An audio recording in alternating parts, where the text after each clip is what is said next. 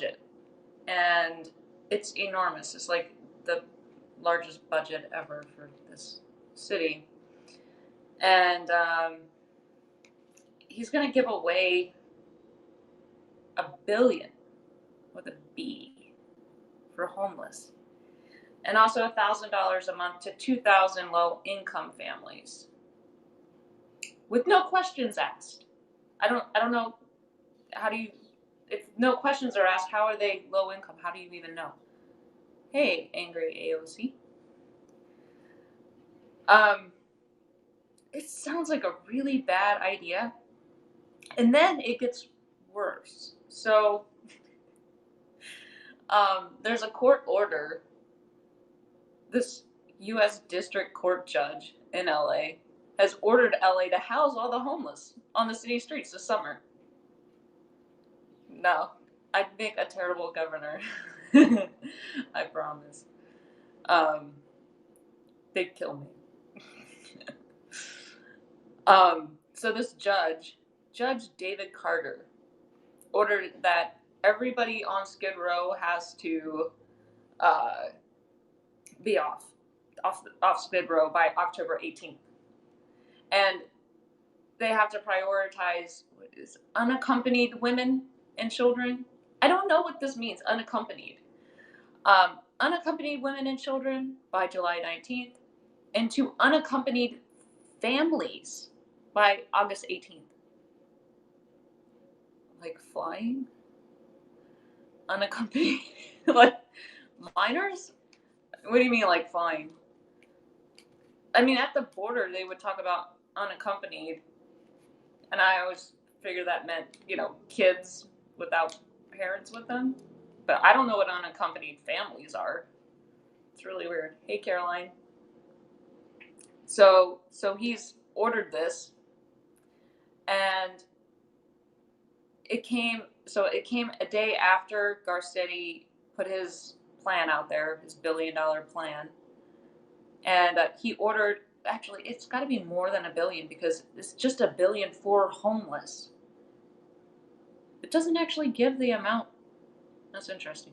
But so this judge ordered that the $1 billion, as represented by Mayor Garcetti, will be placed in escrow, with funding streams accounted for and reported to the court within 7 days. I don't know how you come up with this stuff in the first place.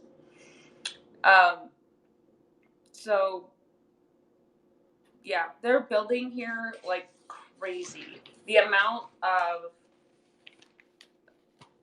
construction, and it's so weird in Santa Monica because they used to be really picky. You could only do kind of like small things, and now they're all huge, and they're all cookie cutter, retail on the bottom, multiple stories.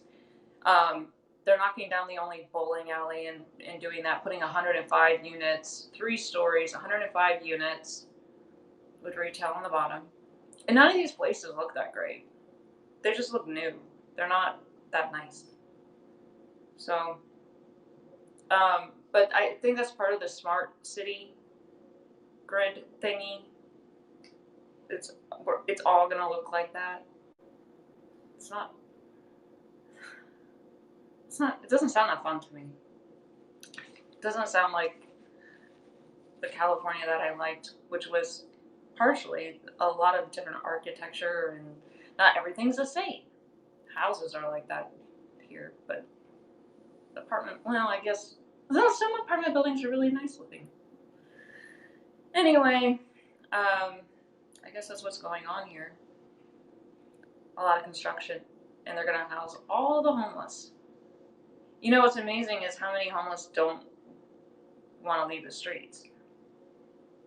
What's monthly rent for an apartment like that? Well, I don't know what you mean by like that, but here where I'm at is $1,500, and it's pretty small. So rent's expensive, but in some places it's actually going down. Some places they're staying vacant too long, so they lower the cost of rent.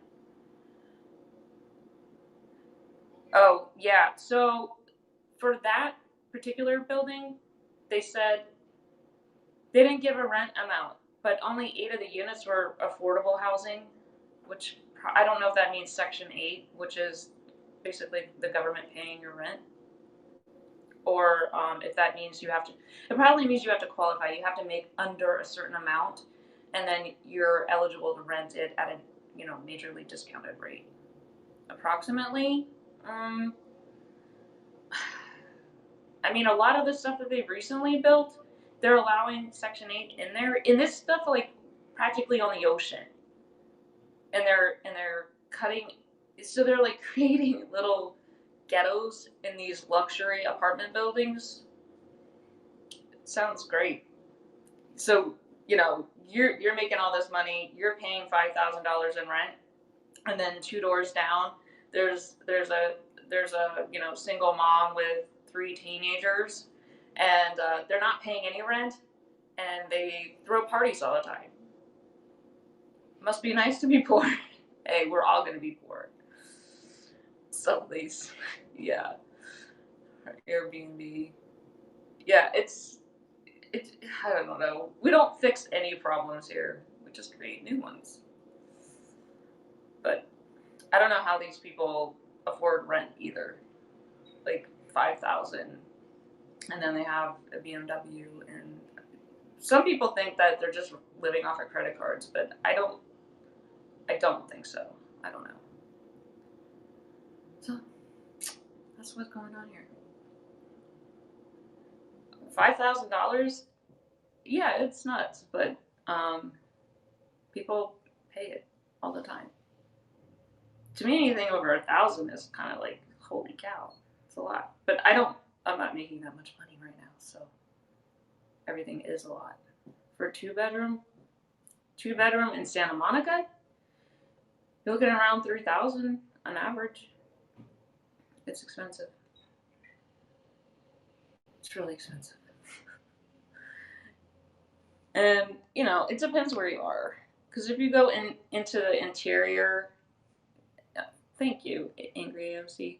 If you go like inland, away from the coast, it's not as insane, and just about every way. So it's really the coast that's nuts.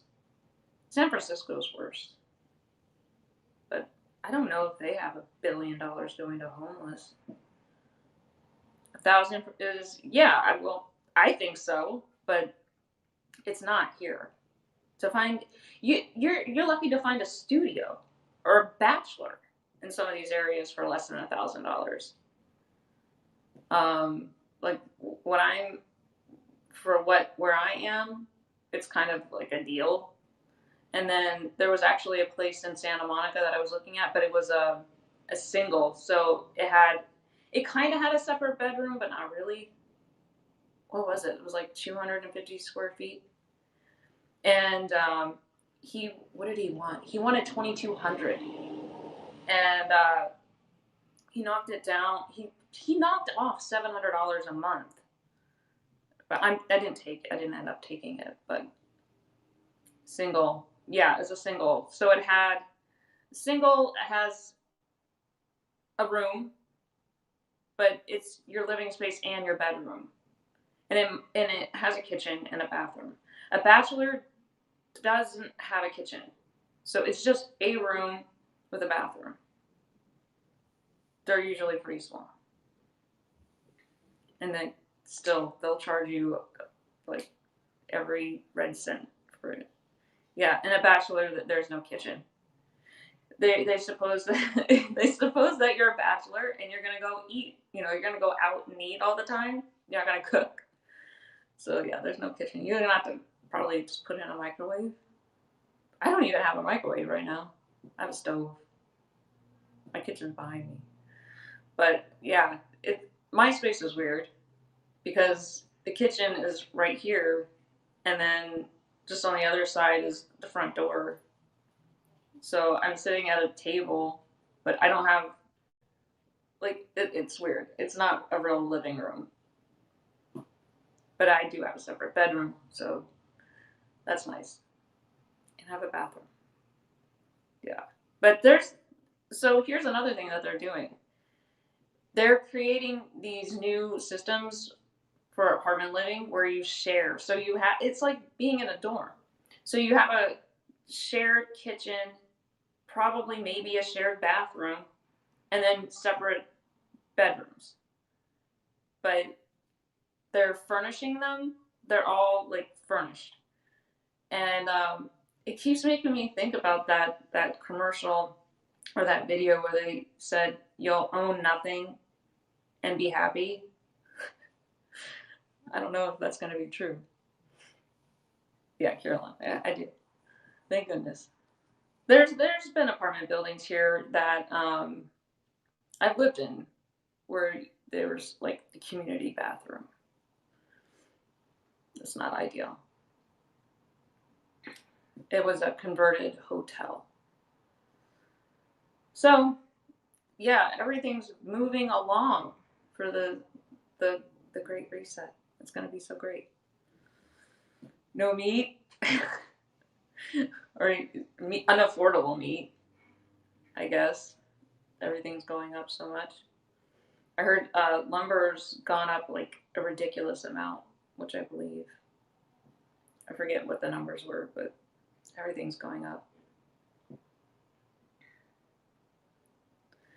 Maybe if you're in your 20s community. Yeah. Yeah, I still passed. We always ended up having our own bathroom. Number 3 times here in Texas. Oof. Yeah. I don't know. I haven't heard an explanation for that. I mean, the cost of transport's gone up, but I don't. Someone was telling me that lumber's gone up 60% in the last year, and he's a carpenter, so he probably knows. But like, what's the explanation for it? I haven't heard. But it's a nightmare. Did anyone watch Joe Biden's State of the Union? I didn't watch it. I kind of meant to, and then when I was tuning in, it was over, and I watched Steven Crowder's take on it after the fact. But I hear the ratings were pretty poor. You too? Yeah. Sounds like I didn't miss much, other than just we're gonna be a communist country now. That's what I'm hearing from everybody in power. Garcetti, Biden, Harris. Oh, you watch Crowder? Yeah, he's pretty funny. I saw it on Gab, but it was from Gateway Pundit, and what's his name? Mike Glendale was on Jimmy Kimmel. So it was interesting. I'm glad they talked, and they didn't have an agreement, but they were respectful to each other. Yeah, I missed Tim Scott. I didn't see it. I can go back and watch it. But at the end of Mike Lindell's interview, I guess, there's another guy who comes from backstage and comes on, and he looks like him. He looks just like him. He sounds just like him. And he comes out wearing like a bloody bandage and holding a pillow, and he looks all disheveled, and it was really funny. So Gateway Pundit has it if you haven't seen it and care to watch it. It's about 18 minutes. Yeah, I'm gonna have to go back and see Tim Scott's thing. I've seen some pretty mean tweets about it, like he's a slave to the Republicans, something like that, or he's an Uncle Tom. Just if that's not actual racism, these people are so like backwards. Yeah. Well, I guess that's. I'll put them on my list. Stop. I don't have a lot going on right now. But I think I'm gonna go, and I think that's what I'll do. I'll watch that for a minute. But I'm glad that you guys were here. And thank you for the 40 cents. I appreciate it. And see you soon.